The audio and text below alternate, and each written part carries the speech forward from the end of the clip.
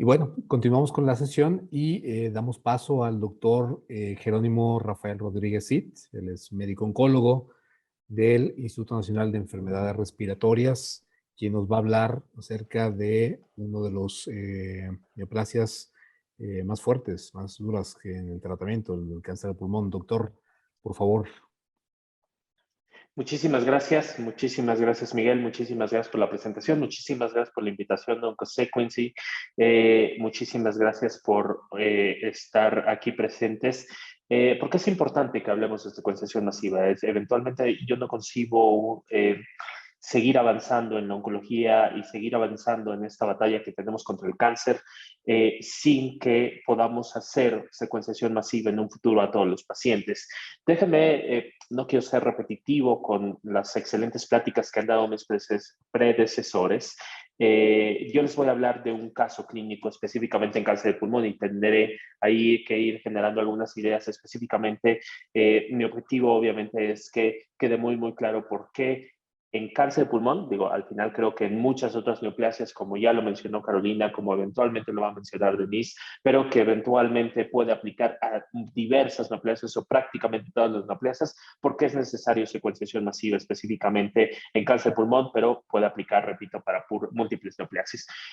Déjenme presentarles a un paciente masculino, 32 años, muy joven, originario de Ciudad de México, ocupación desempleado, anteriormente obrero, antecedentes familiares, tío de rama materna con cáncer gástrico, nunca fumó, eso es importante porque eventualmente sabemos que muchas de las mutaciones hoy asociadas a la aparición de cáncer de pulmón están asociadas precisamente en pacientes con que nunca fumaron. El 40% de los pacientes con adenocarcinoma nunca tuvieron una historia de tabaquismo.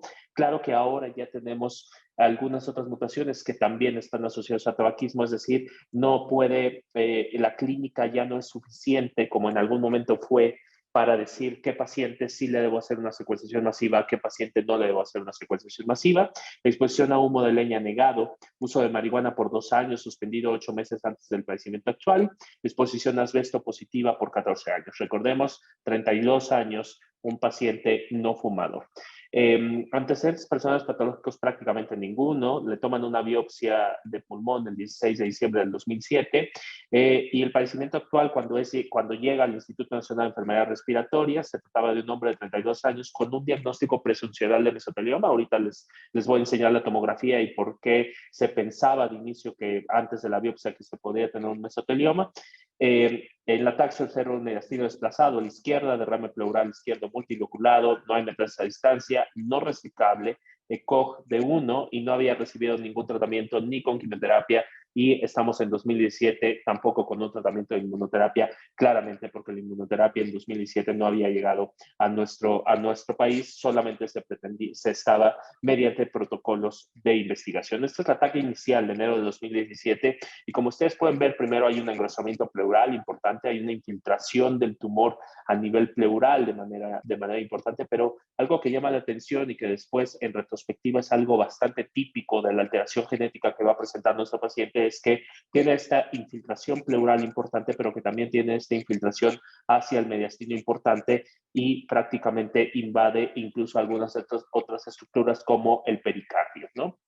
Le hacemos una biopsia en el instituto pensando sinceramente que se trataba de un mesotelioma, pero resulta que el paciente tiene un adenocarcinoma moderadamente diferenciado de pulmón, patrón micropapilar predominante, cetoqueratina 7 positivo, TTF1 negativo, napsina positivo, de tal forma que quedaba completamente claro que se trataba de un adenocarcinoma, que no se trataba de un mesotelioma. Por lo tanto, entonces le corremos lo que en aquel entonces, en 2017, hacíamos de alteraciones genéticas, que es EGPR mediante PCR, resulta negativo, y ALK mediante inmunistoquímica, lo cual resulta negativo.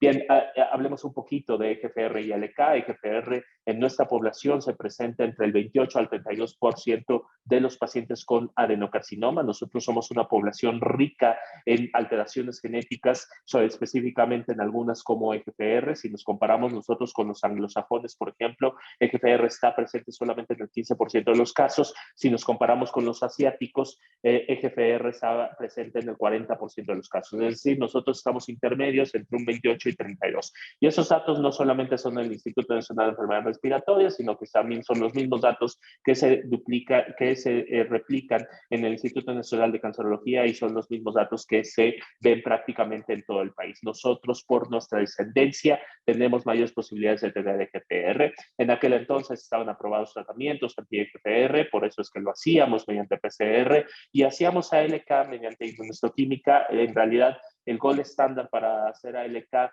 durante mucho tiempo ha sido hacerlo por FISH, pero lo hacíamos por inmunohistoquímica con la D5F3 debido a que pues, era menos costosa y eso se hace generalmente en Latinoamérica. El paciente en aquel entonces, repito, adenocarcinoma, perdón, en aquel entonces no hacíamos ninguna otra mutación.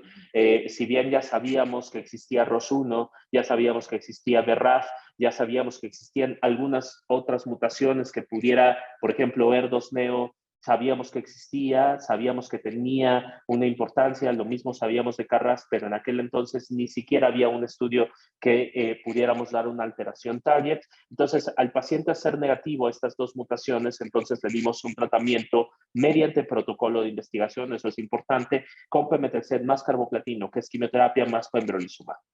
Hoy, este tratamiento sería el tratamiento estándar y es un tratamiento costoso. ¿Por qué? Porque implica un tratamiento de inmunoterapia que sabemos que es costoso. Y esto es importante porque cuando veamos que tratar al paciente, como lo decían desde el principio, tratar al paciente con la droga correcta es muy, muy importante y eso no lo podemos saber hasta que no sigamos desarrollando la secuenciación masiva y hasta que no hagamos una realidad que nuestros pacientes tengan secuenciación masiva.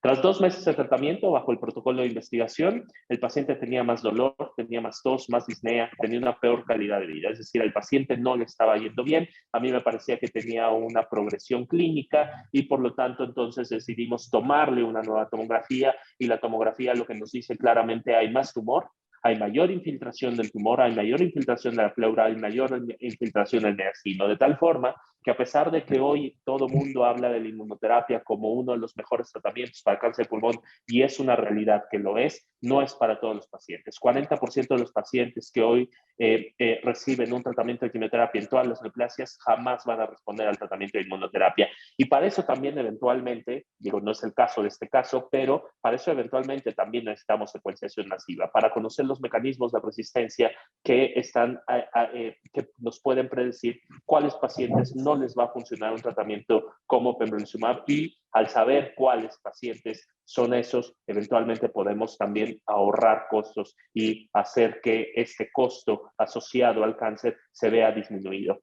Hicimos una secuenciación masiva en aquel entonces, lo hicimos como parte de otro protocolo y resultó el paciente tener un resultado de ROS1 positivo.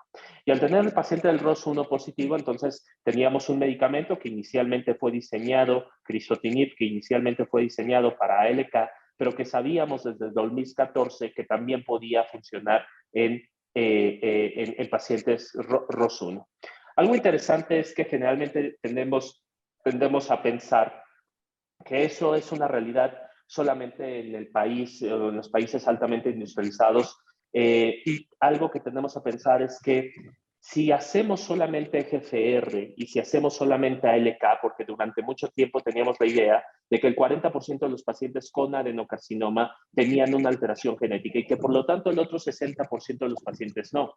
Pero en realidad era una idea antigua y es una idea hoy antigua porque es el 32% de los pacientes que tienen EGFR, le sumas el 7% de los pacientes que tienen ALK y le sumas un par de mutaciones más donde el 1% y con eso llegas al 40%. Este estudio, lo que les voy a presentar a continuación, son datos de un estudio que hicimos, una investigación que hicimos en el Instituto Nacional de Enfermedades Respiratorias mediante secuenciación masiva en pacientes que eran EGFR seleccionados. ¿Qué significa? ¿Qué hicimos?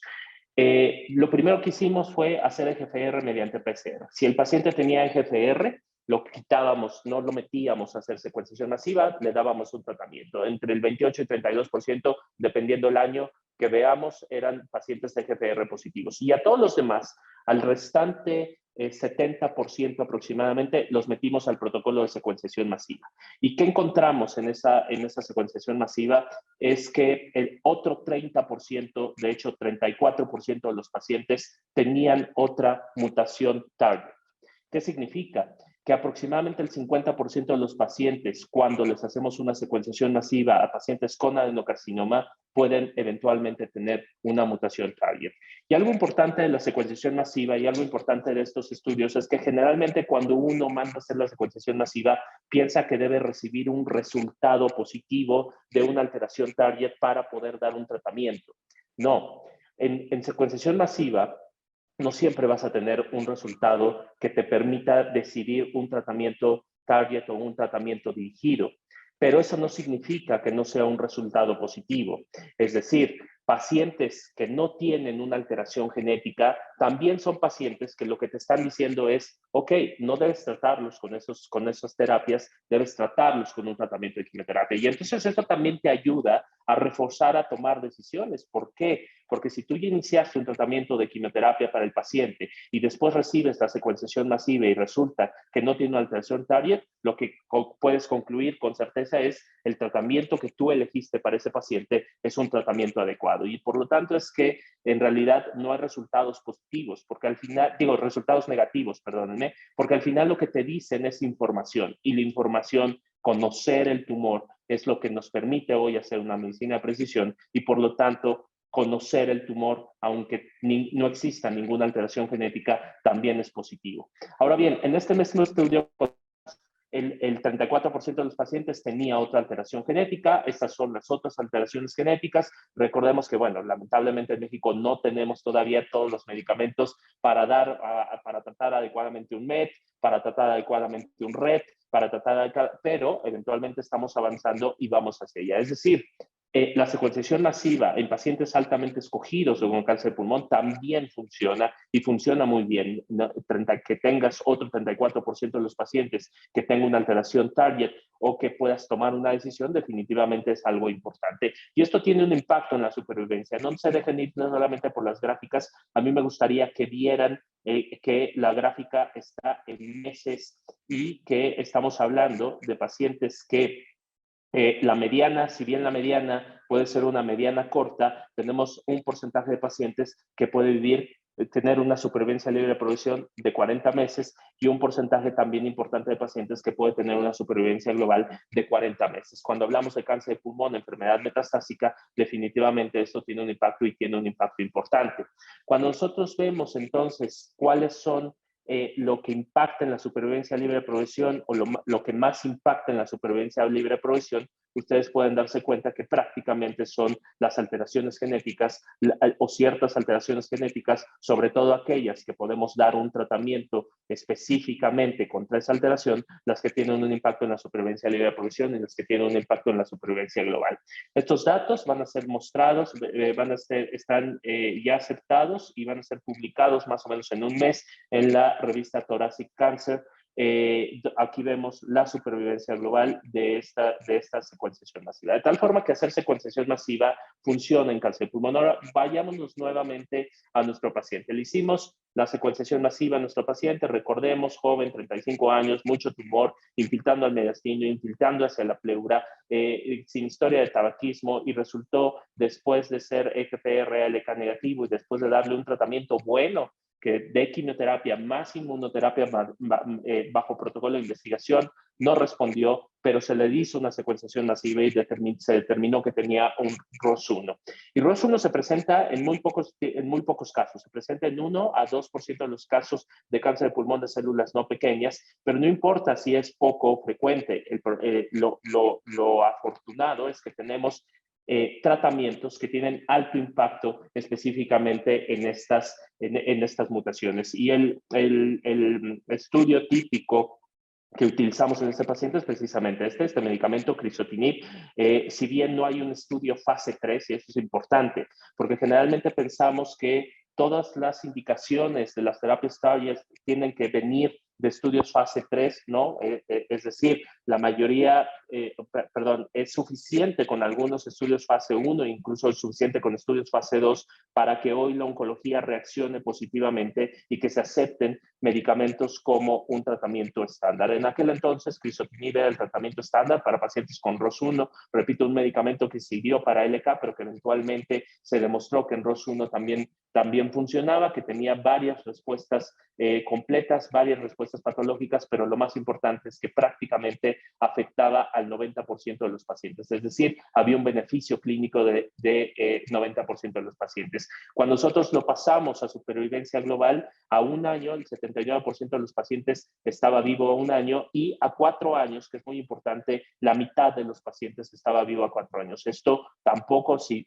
no lo vemos con FPR, si no lo vemos con ALK, no lo vemos con la inmunoterapia en primera línea, no lo vemos mucho menos con el tratamiento de quimioterapia o mucho menos con tratamientos anteriores. Y yo sé que eventualmente a veces desilusiona un poquito que todavía no podamos curar a los pacientes, pero estamos hablando, o al menos yo pienso que antes de poder llegar a una curación en los pacientes, lo que tenemos que hacer es llegar a cronificar la enfermedad de los pacientes. ¿Y qué significa cronificar? Hacer que los pacientes vivan con una buena calidad de vida durante mucho tiempo. Entonces, cuando uno compara antes de esta medicina de precisión y ve las supervivencias, que prácticamente todas eran menos de un año en los pacientes, y luego vemos la medicina de precisión, que estamos viendo 4 años, y visualizamos, gracias a la secuenciación masiva, lo que viene enseguida, estamos hablando de que pronto llegaremos a medianas de 7 años de supervivencia global y así iremos ganándole terreno al cáncer. Esta es la supervivencia libre de progresión.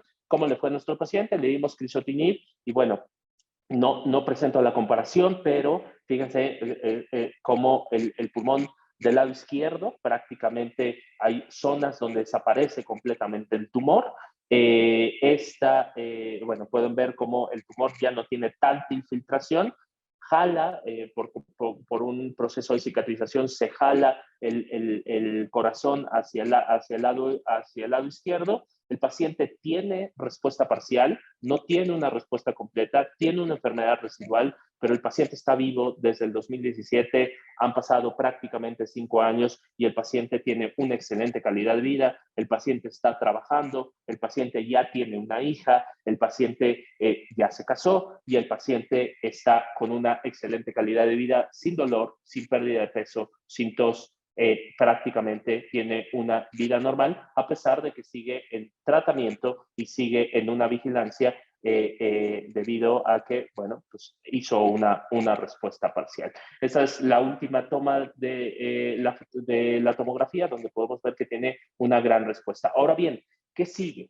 Ya lo mencionaban mis compañeros, el problema es que crizotinib no va a dejar curado a nuestro paciente. Puede ser que el paciente viva mucho tiempo más y esperemos que sean todavía muchos años más. Sin embargo, no tenemos datos de que crizotinib o ninguna alteración genética en enfermedad metastásica tratada con una terapia target podamos curar al paciente. ¿Qué vamos a necesitar hacer? Vamos a necesitar que cuando el paciente progrese, vamos a necesitar volver a tomar una biopsia, ya sea biopsia tumoral o lo que hoy se estila es hacer una biopsia líquida. ¿Con qué finalidad? Con ver la finalidad de cuáles son los mecanismos de resistencia para eventualmente plantear dar un segundo tratamiento y, por qué no, eventualmente un tercer tratamiento. De tal forma que a lo que quiero llegar es que no vamos a necesitar hacer solamente una secuenciación masiva al principio, vamos a necesitar hacer una secuenciación masiva prácticamente con cada progresión. Y entonces cuando volteamos a ver los precios de la secuenciación masiva, sobre todo los precios tradicionales de la secuenciación masiva, dices, ah, caray, bueno, si yo fuera el seguro del paciente, si yo fuera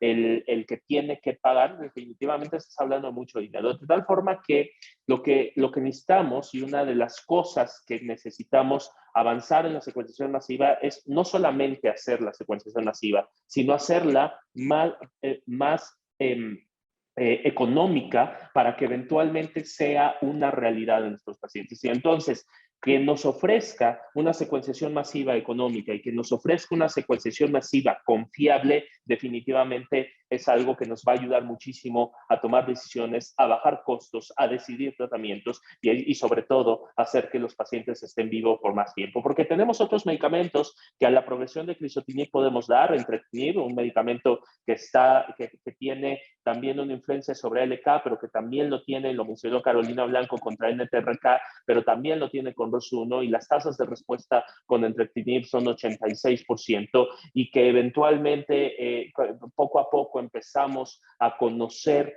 que los diferentes medicamentos que tienen actividad contra ROS1 y cuáles medicamentos funcionan en qué mutaciones o en qué variantes de la mutación de ROS1 al momento de hacer resistencia a crizotinib. Por ejemplo, esto presento uno de los estudios con lorlatinib, que parece ser uno de los mejores tratamientos también en un futuro para ROS1. Sin embargo, como ustedes pueden ver, no todos los medicamentos en todas las mutaciones funcionan. No funciona en este caso crizotinib en esta mutación, no funciona crizotinib, no funciona ceritinib, y lorlatinib sí funciona, aunque no tiene un espectro tampoco tan amplio en estos pacientes. De tal forma, y eso no lo hubiéramos podido saber sin el uso de la secuenciación masiva. De tal forma que la secuenciación masiva tiene que ser un presente, y eventualmente la secuenciación masiva va a ser el futuro. Y nosotros no vamos a poder avanzar en esta lucha que tenemos contra el cáncer si no tenemos acceso a la secuenciación masiva. Y, por lo tanto, si no logramos hacer a la secuenciación masiva una realidad de todos los pacientes, porque es una realidad que hoy podemos hacer que los pacientes tengan una mejor supervivencia, y ya no estamos hablando de ganancias de 2 o 3 meses como cuando lo hablábamos de quimioterapia. Ahora estamos hablando de ganancias de años, de 4, incluso 5 hasta 7 años en la actualidad. Eso es nada más para que vean cómo lorlatinib también tiene un efecto, y entonces también va a venir la competencia de qué medicamento vamos a dar de primera línea y qué medicamento vamos a dar de segunda línea. Esto es pacientes que ya habían sido tratados con crizotinib y que ahora se les dio lorlatinib.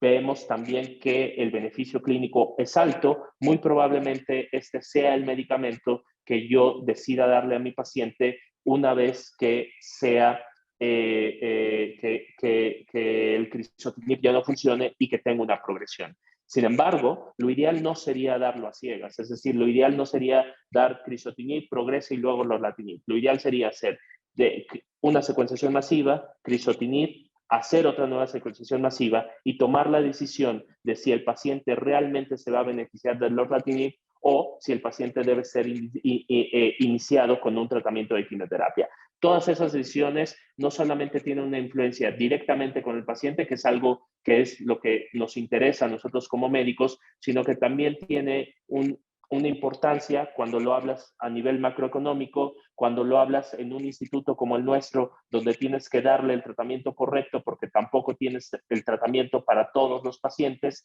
y por supuesto a nivel de seguros también tiene una importancia esa toma de decisiones. Algo importante es que los pacientes con ROS1 al momento de progresar generalmente progresan al sistema nervioso central, lo que puede hacer que tengas la necesidad de dar radioterapia, de hacer radiocirugía, de hacer otros tratamientos que disminuyen la calidad de vida del paciente, y definitivamente el escoger el mejor tratamiento, y sobre todo tratamientos como esto que tiene, como el lorlatinib, que tienen actividad del sistema nervioso central, también te va a ayudar a eventualmente hacer que el paciente esté bien, pero que el paciente no requiera de otras terapias como radioterapia holocráneo o radiocirugía, que también eventualmente pueden ser costosas. Muchísimas gracias. Doctor Jerónimo, muchísimas gracias, y nos pones ya en la bandeja grandes retos para poderlos tratar al final de la presentación en términos de acceso, en términos de precio y en términos de que tus pacientes y los pacientes de todos los asistentes tengan este estudio disponible a buenos precios para, obviamente, poder tener una mejor evolución en los esquemas de tratamiento. Vamos a platicar y a discutir de eso ya al final, y invitar al resto de los participantes a que nos muestren también sus preguntas para que nuestro panel de expertos lo puedan platicar al final de la sesión.